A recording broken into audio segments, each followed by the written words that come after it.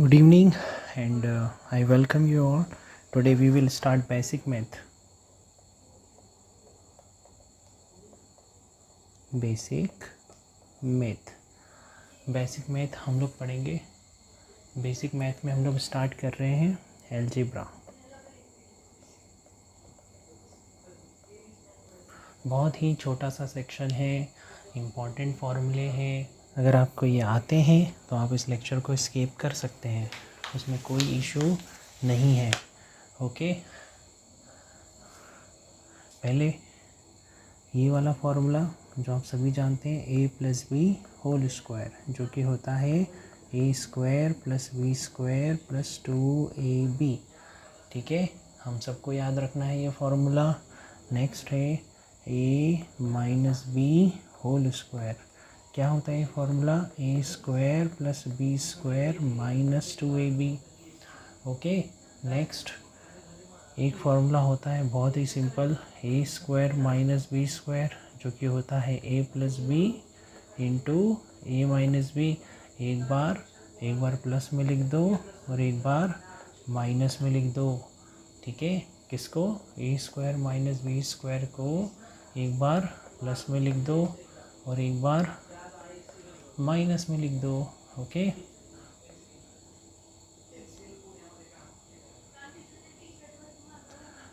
ठीक है. ओके, तो ये बात ध्यान रखें, सभी ने नोट कर लिए.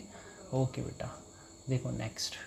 अब आप कभी भी इस तरीके का अगर आप रिलेशन देखते हैं, है ना, एक कैलकुलेशन देखें आप सभी लोग, कभी भी अगर इस तरीके से आता है x की power m multiply by x की पावर n, तो इसको आप कैसे लिखोगे?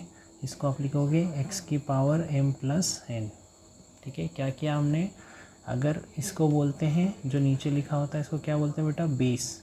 और जो ये ऊपर लिखा होता है सर के ऊपर, इसको बोलते हैं पावर, या फिर इसको हम बोलते हैं एक्सपोनेंट. क्या बोलते हैं बेटा?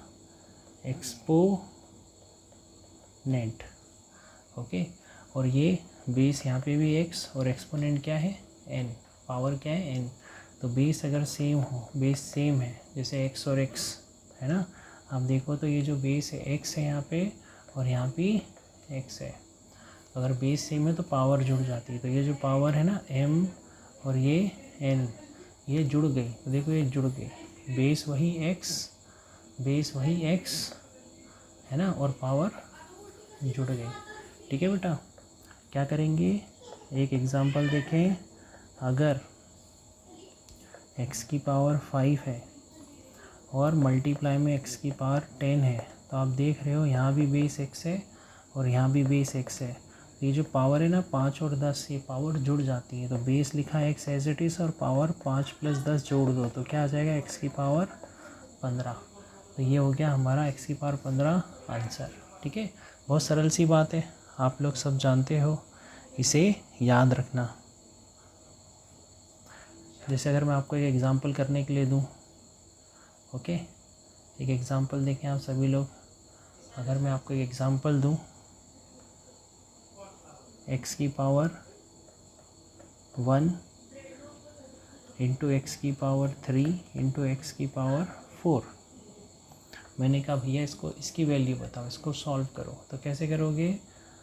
x की पावर, देखो बेस तीनों जगह बेस क्या है? सेम x है. तो पावर जोड़ दो, पावर 1 3 और 4 जोड़ दो तो x, बेस लिखा है x as it is, power 1 plus 3 plus 4, तीनों को जोड़ दिया तो x की पावर क्या हो गई? 4 3 7 और 1 8, x की पावर 8. ये क्या हो गया बेटा? आंसर हो गया. तो बहुत ही आसान है, आसान है ना? Very good. नेक्स्ट एक और बेसिक बात. ठीक है, देखो एक बेसिक बात देखो, कभी ऐसे आता है, मान लो x की पावर m है और उसकी पावर भी n है, तो ऐसे में क्या होता है? हमेशा इन दोनों का मल्टीप्लाई हो जाता है, x की पावर m इंटू n हो जाता है. ये बात हमेशा ध्यान रखें. ठीक है, तो इस पर एग्जांपल करते हैं. मान लो हमें दिया है x की पावर 5 और इसकी भी पावर दे रखा है 2, तो क्या आ जाएगा? ये 5 2, पावर और पावर का मल्टीप्लाई हो जाता है, तो इन दोनों का मल्टीप्लाई कर दो तो x की पावर क्या हो जाएगा? x की पावर आ जाएगा 10, क्योंकि 5 2 जा क्या होता है? 10.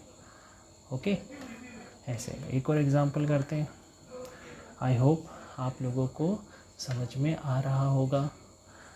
मान लो इस तरह से एग्जांपल दिया हुआ है, एक्स स्क्वायर वाई की पावर 3, एक्स स्क्वायर वाई की पावर 3 और होल पावर 4। तो इसका मतलब क्या हुआ? इसका मतलब ये हुआ कि ये जो 4 पावर है ना बेटा, ये एक्स स्क्वायर की भी है, एक्स स्क्वायर की भी पावर 4 है और वाई की पावर 3 की पावर भी क्या है? 4 है। तो x की पावर 4 इंटू 2, पावर पावर का मल्टीप्लाई होता है, तो 2 और 4, 2 4 जा 8 और y की पावर 4 3 जा 12। तो ये 3 और ये 4, 4 3 जा 12। तो क्या आ गया ये? बस x की पावर 8 इंटू वाई की पावर 12। इस तरीके से ये आंसर आ गया। ओके, तो बहुत ही इजी है। और देखते हैं इसमें क्वेश्चन, ठीक है? और देखो इसमें क्वेश्चन।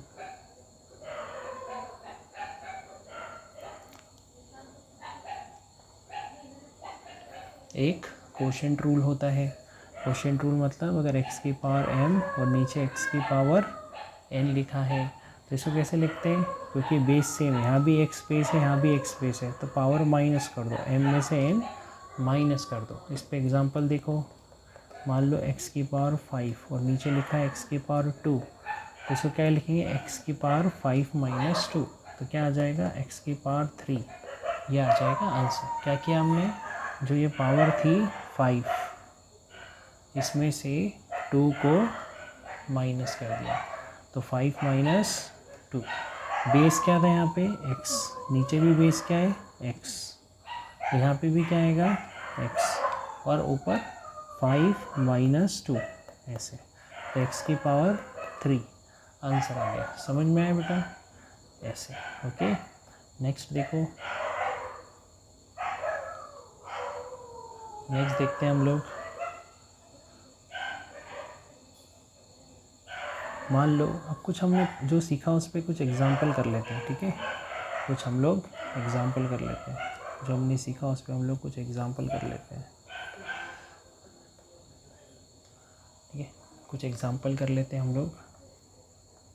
जैसे 8 की पावर 2/3, 8 की पावर 2/3, इसको सॉल्व करते हैं। 8 की पावर 2/3 की वैल्यू निकालते हैं। तो देखो 8 की पावर 2/3, 8 को लिखो 2 इंटू 2 इंटू 2 लिख सकते हैं ना, वो पावर में 2/3, तो ये क्या हो गया? 2 क्यूब, 2 क्यूब 2 की पावर 3 हो गया, और ये क्या है? पावर में 2/3, तो ये पावर एज इट इज़ लिख दी 2/3। आपको मालूम है ये एक पावर है 3 और एक ये पावर है 2/3, तो इन दोनों का आपस में मल्टीप्लाई हो जाएगा, इन दोनों का आपस में मल्टीप्लाई हो जाएगा। तो क्या आ जाएगा? 2 की पावर, इनका मल्टीप्लाई करो तो 3 और 2/3 का मल्टीप्लाई हो गया, 3 3 कट गया, 2 की पावर 2 बचा, 2 की पावर 2 क्या होता है बेटा? 4, तो 4 क्या आ गया? आंसर आ गया। है इजी? बहुत इजी है ना? नेक्स्ट एग्जांपल देखो,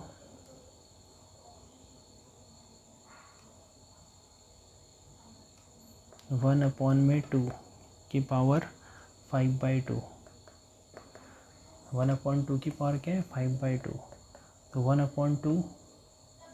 ओके, फिर क्या है? ये पावर 5/2 है, तो इसको ऐसे लिख सकते हो, है ना? 1 अपॉन 2 है। इसमें ध्यान से देखो, ये क्या है? 5 के साथ मल्टीप्लाई में 1 लिख दो। अब इसको देखो, ये क्या है? 1/2, क्या है बेटा? ये 1/2 दिख रहा है आप लोगों को? 1/2, इस 1/2 की पावर में 1/2 है, तो ऐसे में ये 1/2 तो हमने लिख ही दिया है यहाँ पे, ये लिख दिया हमने 1/2। इस 1/2 को तो हमने, देखो इस 1/2 को हमने यहाँ लिख दिया 1/2, लिख दिया ना। अब इस 1/2 का मतलब होता है अंडर रूट, मतलब ये रूट के अंदर है। किसका लिखा हमने? इस 1/2, पावर में 1/2 का मतलब क्या होता है? इसके ऊपर रूट लग जाएगा।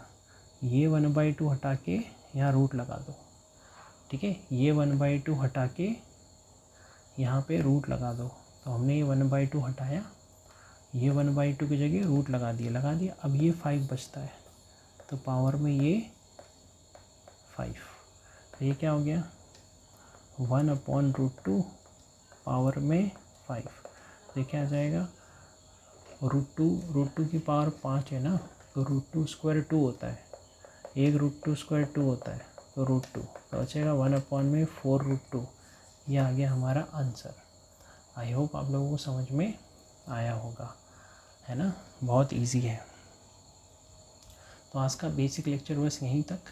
कल हम पढ़ेंगे ज्योमेट्री के बारे में पढ़ेंगे, फॉर एग्ज़ाम्पल जो सर्कल के बारे में, है ना। कल मैं बता देता हूँ क्या क्या पढ़ने वाले हम लोग। कल हम पढ़ेंगे नेक्स्ट लेक्चर में सर्कल और क्वाड्रिलेटरल के बारे में, सर्कल, क्वाड्रिलेटरल, और क्वाड्रिलेटरल के अंदर स्क्वायर, पैरेललोग्राम, है ना, स्क्वायर, पैरेललोग्राम, ट्रेपेजियम, ये फिज़िक्स में यूज़ होते हैं, है ना। सर्कल के बारे में बात करेंगे, डिस्क के बारे में बात करेंगे, डिस्क मतलब पिज़्ज़ा खाते हैं ना आप लोग, है ना, उसके बारे में बात करेंगे। शेल मतलब फुटबॉल जैसे आकृति है ना। और सॉलिड स्फीयर मतलब जैसे हमारा प्लेनेट अर्थ है, इनके बारे में बात करेंगे। ओके, मिलते हैं नेक्स्ट लेक्चर में। Thank you, bye bye.